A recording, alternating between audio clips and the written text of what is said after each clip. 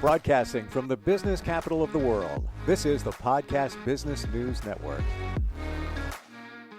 In our minds every day, there are tens of thousands of thoughts. I don't know the exact number, but we're always thinking of stuff. We're also talking to ourselves in our minds, and we're telling ourselves things, and we're repeating things over and over again, maybe in different forms, but the message is usually the same. You ever think that maybe you're telling yourself the wrong story? Maybe you're lying to yourself in a lot of ways and doing a lot that doesn't support you? We're going to look at that today. The stories that we tell ourselves, the repetitive thoughts that we tell ourselves. He is a leadership coach, life coach, motivational speaker, author, energy healer. He's back with us today to dive into all of this, and it's so important. Iveta Kuzela is back with us. Welcome back. How are you doing today? Thank you. I'm super excited to be back here. I'm doing great, Steve. How are you?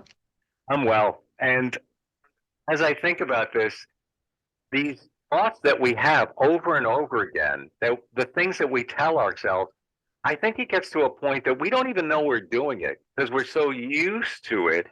Like it becomes a habit where, for example, you might look in the mirror and you see yourself and you're like, hey, look at that. Like, you don't even know you're doing it, but you're doing yourself an injustice by being negative to yourself. And that's just one example. You could be telling yourself, I'm not good enough for this job. I'm just making this up. I don't know what I'm doing here. You're probably really good and a great employee, but you have low self-esteem. So you're going to keep telling yourself these stories over and over. Are these some of the stories that we're talking about today? Yes, that's exactly. Thank you for the great intro. We do repeat the same thoughts. The data said it's up to 90% of the thoughts that we thought of yesterday, we're going to thought again today, and then we're going to do the same thing tomorrow. So 90% of our thoughts are the same. They repeat over and over in our head. And so let's stay here for a second and let's look at all the why is it important and what effect does it have on us, on our lives, on our future, and everything. So I want to draw a little picture here. So let's say that let's start with the phrase "I'm not worthy." Okay, let's just stick with this one as an example. Now you have this thought in your head, right? And it shows up differently for each person. So maybe we should back up and let's just start with the example of what I'm not worthy could look like for certain people, because everybody has their kind of own version of what not self-worth means. So for some people, it could be overdoing stuff, overachieving, trying to really prove the worth either to themselves, to the boss, to their friends, to their parents, mother, father. They're trying to constantly prove their worth, and they're just doing a lot of, and they're overachieving, not overachieving, they're overdoing things, and they're really pushing themselves hard because never it's enough, right? It's never enough. Or it can be in a way that people have a hard time accepting compliment, saying nice, accepting kind things and gestures for themselves, and even reciprocate and do the same for others. People have a hard time expressing their voice. Sometimes there's like, oh, nobody cares. I'm not worthy of being listened. I'm not worthy of being respected. I'm not worthy of being recognized and seen. So people stand back. And they instead of coming out, they kind of go back in there and close up. They create walls. Other way it can show up of not being worthy is that we don't have a hard time giving forgiveness and also receiving forgiveness, because we might feel we're not worthy. And so there's so many different ways that I'm not worthy shows up for people in many different ways. And so it's important to recognize where is it coming from. And we'll get to that later. We're gonna talk about some tips and ideas how to do that. But I want to start with that loop of the repetitive thought. So let's say that we're not worthy is that phrase that we in some versions say to ourselves. And then if we repeat that thought over and over in our head for a month or 20 years, it becomes a belief. And that belief gives you the perception of your reality. So you act certain way, you communicate certain way, you respond to certain way based on that belief. And that action creates some kind of emotion, right? So we have a belief that we have a thought that turns into a belief. That belief drives some kind of action, and that action creates emotion. And that action takes us back to that thought, we are not worthy. And we get stuck in that loop, and we filter our experiences, our life through that belief that we're not worthy. And everything else kind of follows and unfolds through that belief. So what we're trying to do is we're trying to break that cycle, right? We're trying to break it up so it doesn't repeat on its own and goes on an autopilot, and it just kind of, and then we ended up wondering how, why do I face the same challenges? Why do I meet the same kind of people? Why do I, never push myself any further and get out of the comfort zone or try something new, right? And so data actually shows that we think around 463 words per minute, and we speak around 100 to 150 words per minute. So if you think about it, you're speaking 100 to 150 words per minute, but you are thinking in your head another 300 thoughts, right? And 300 words, which is, that just kind of shows you how automatic that, our beautiful brain can be, and how much unawareness is going on inside if we don't pay attention, right? We got to start to paying attention to the beliefs that we have, because they alter and they really swoop us in certain directions if we let it. It's scary what's going on in our minds and we don't realize it. Yep. Right? It really is. I know. It's scary if you think about it, how much stuff is actually going, undetected, and how much influence it can have on our lives. And a lot of this stuff comes from our childhood, right? Yes. So let's get to that. Yes. So let's stay with the phrase, I'm not worthy. We need to start thinking about why you feeling that way, right? You got to play the detective there. You got to really put on the explorer hat, binoculars, and just start looking into the phrases that you say, into the action that you take. What is it fueled by? What is it driven by? Usually the first indicator would be, are you comparing yourself to somebody or to something, to your neighbors, to the stuff that you saw on the TV, to social media people who you follow? Do you compare yourself to other people? Because usually we compare ourselves with some unrealistic image of what may other people presenting, and then we see, oh, we're not worthy and we're not good, we'll never have that, right? We all constantly get that rejection, we get that, I'm not worthy, and so we need to start looking why. What is the drive, right? What is the drive that makes us feel and do certain things? Like, because when we say I'm not worthy, you can either shut down and really step back and just kind of closed up, or you can overpower that person, trying to mask that, oh, I'm not worthy, trying to deny that. So really look into the why you feel that you're not worthy, and then think about the experiences that happened to you in life. Think about the childhood that you had. Think about the people that help you to raise and, help you to learn to be the person that you are now. Think about all the trauma that you experienced. If there was a life-changing trauma in your life or experience where you got divorced, changed career, moved away, those are really kind of a shakable grounds where you need to, reestablish the grounds when something like this happens, right? When you get divorced, your whole life suddenly changes, and you need to reestablish the ground of where you are to really get the sense of, yeah, this is who I am, this is what I'm worthy of, and this is what I want in my life, and I'm going to go for it. Is it from the childhood? Between the 0 and 7, you usually fill up your subconscious mind with certain beliefs, right? You fill up the mind with how you perceive safety growing up, how you perceive being nurtured, how you perceive being loved, how you perceive to be heard and seen and recognized as a child, right? And so all of these beliefs growing up, you store them in your subconscious mind. And I don't know if you believe it or not. I know you, Steve, you do. But we filter all of our present experience through those beliefs that were placed to us, on us, within us when we were children in our subconscious mind. Yes, it's true. And it took me so long to figure it out. I wasn't looking to figure it out. I wish I learned it long ago, even before I became a parent, because the things that we do to parent our kids, we're just repeating or reacting to what we experience as kids. And I don't mean that we had bad childhoods or anything like that, but these things that popped up along the way.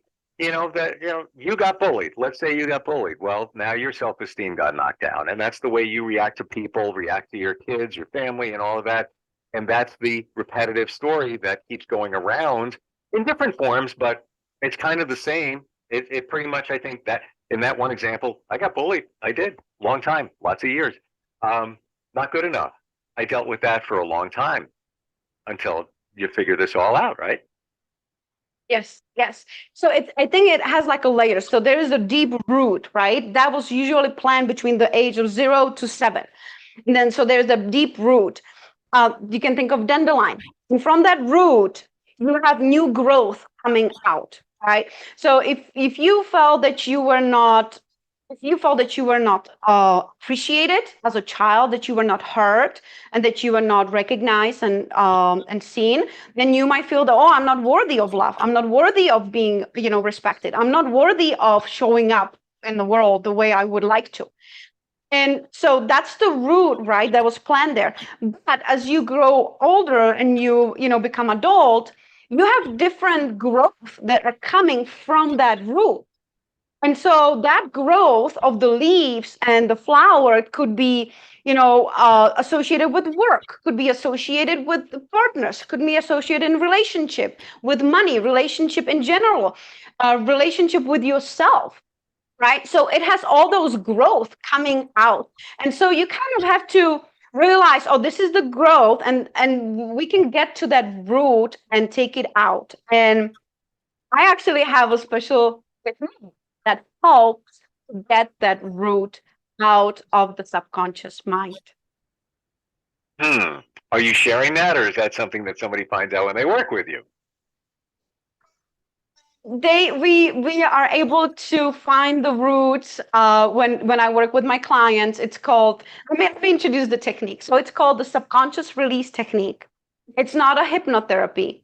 It is it's a combination of muscle testing and breathing exercises that helps us to tap into that subconscious mind. And based on my clients' stories, based on what they share with me, what bothers them, what is, heavy on their heart, what obstacles they have in their lives, we actually go and find that root cause.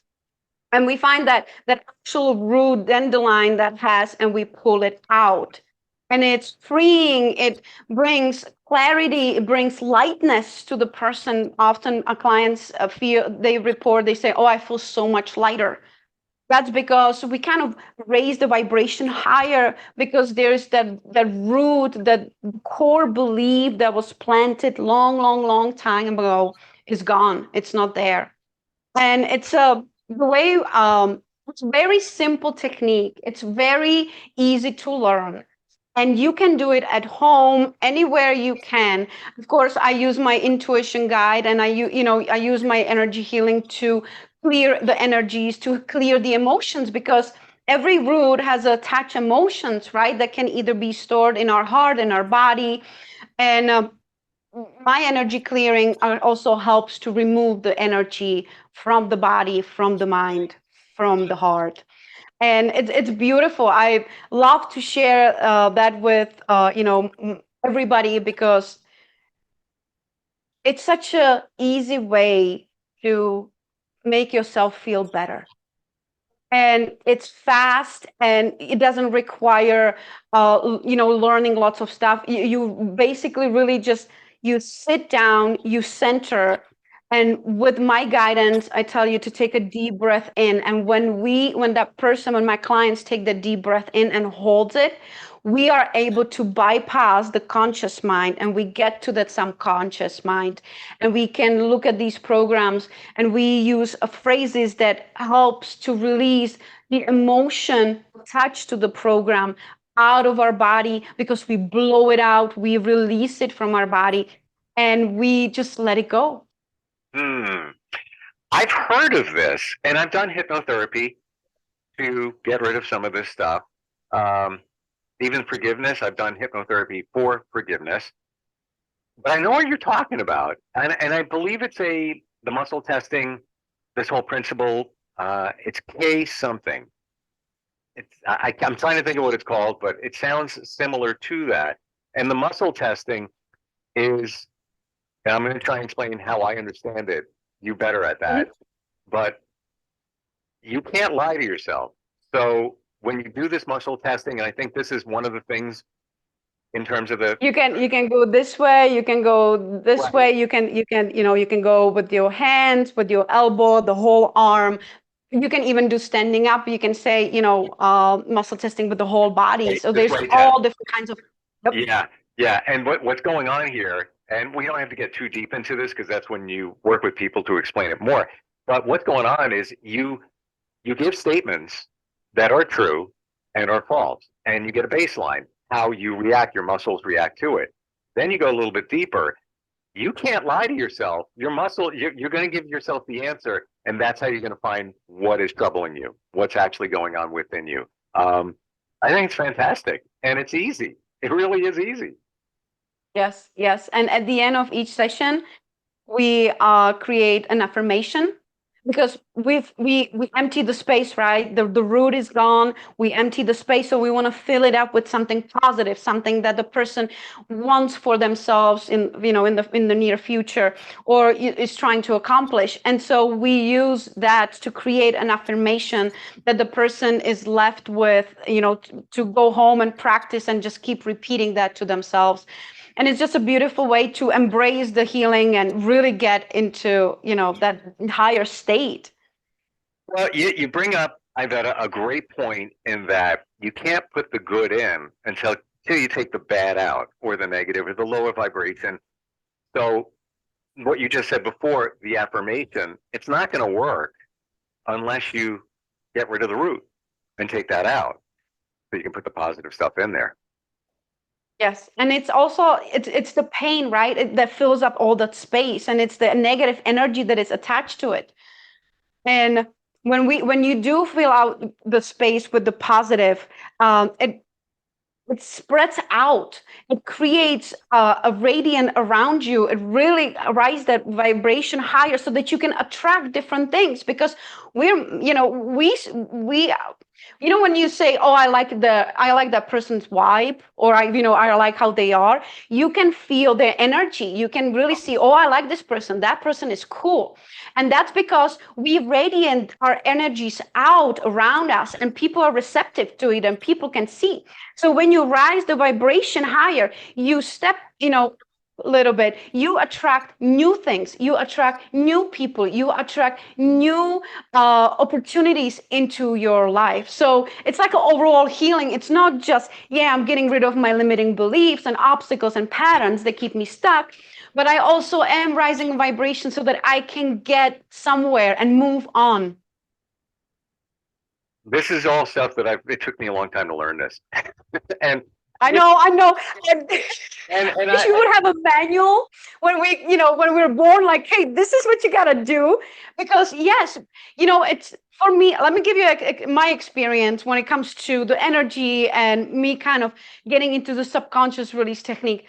I had so much society beliefs that were planted inside me that the energy is bad, and it's a woohoo, and it's a witchcraft, and it's all of these these beliefs that people were just, planted inside me from growing up, from, learning about it. And I had so many limiting beliefs that it prevented me to actually starting practicing the SRT, coming out and really learning and clearing myself, right? Because before you can go and start clearing other people, you gotta clear yourself first. You gotta be clean, and you gotta understand how it works and really get your own stuff, ready and cleared and unblocked before you can do, you can help other people.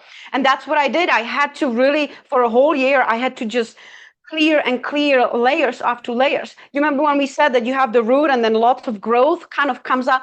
I had so many up dandelions on the top, and I had to really just pull it out and get to the root, pull it out, and just create something new.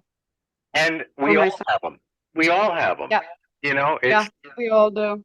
And I'm not minimizing your situation. We're all kind of the same. We've all been through, and guess what? As life goes on, you get more roots. And, you could look at a dandelion as a weed, or you could look at it as a pretty flower. But sometimes there's too many of them, and you got to get rid of them. There's just too many of them. Your lawn is only so big. You need to get rid of the stuff that doesn't support you. How do we work with you? And this is, for people that don't understand this, or just starting to understand this, it's all new. How do we reach you? How do we talk more about it? How do we figure it out?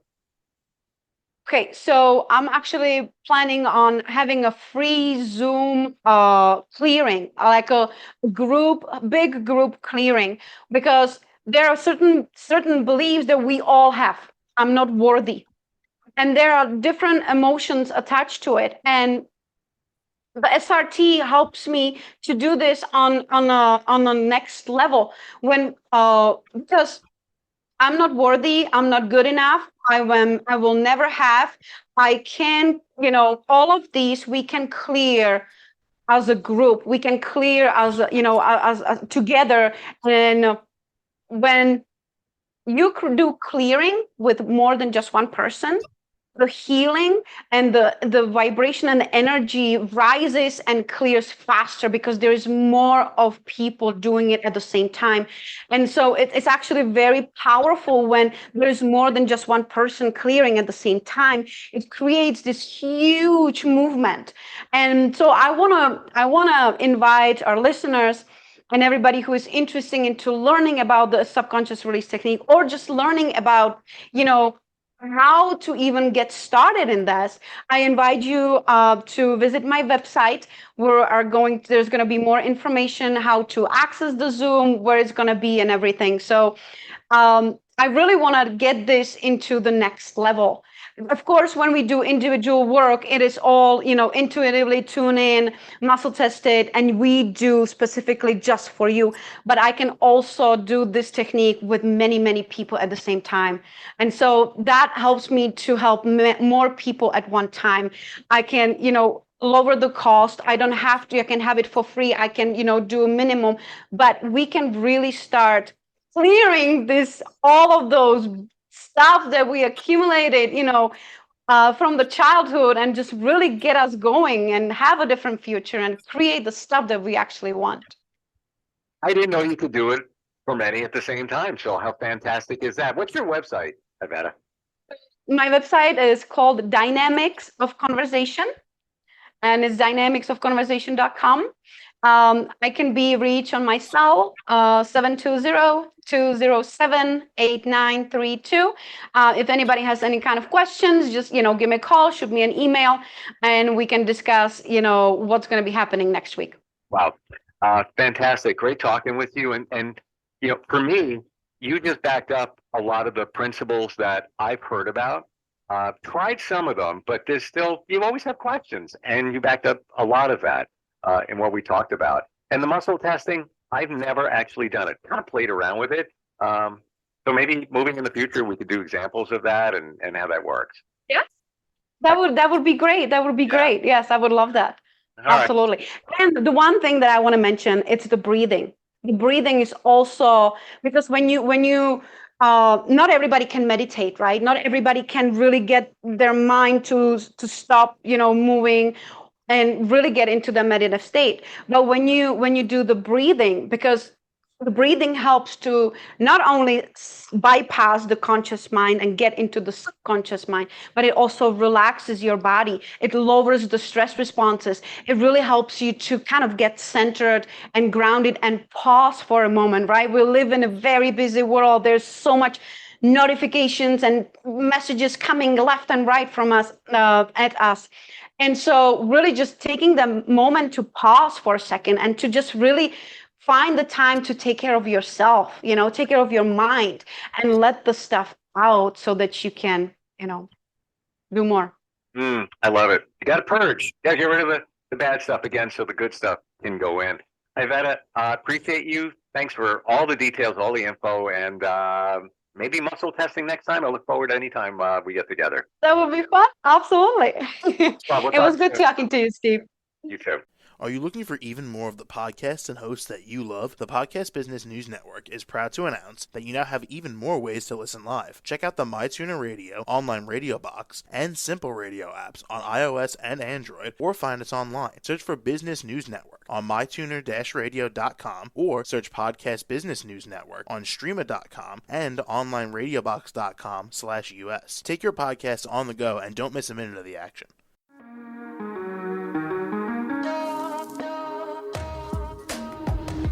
Broadcasting from the business capital of the world, this is the Podcast Business News Network. For nearly 2,000 severely injured veterans, everyday life has become filled with barriers. Day-to-day simple tasks can become pretty daunting. I have to carry my chair up 2 flights of steps or have somebody do it for me. What scares me the most is just the falling. When I'm struggling with my house, I think, to have that one great barrier just knocked down, it's crucial. Home for Our Troops is a wonderful nonprofit that builds a Mortgage-free, fully adaptive, handicap-accessible house. And there's no catch. It'll be our very first home that we've ever owned. This is a game changer. This is where your life begins again. We need you to join us in completing this important mission. Please visit hfotusa.org and help build homes and rebuild lives. Because of you, everything's going to be okay.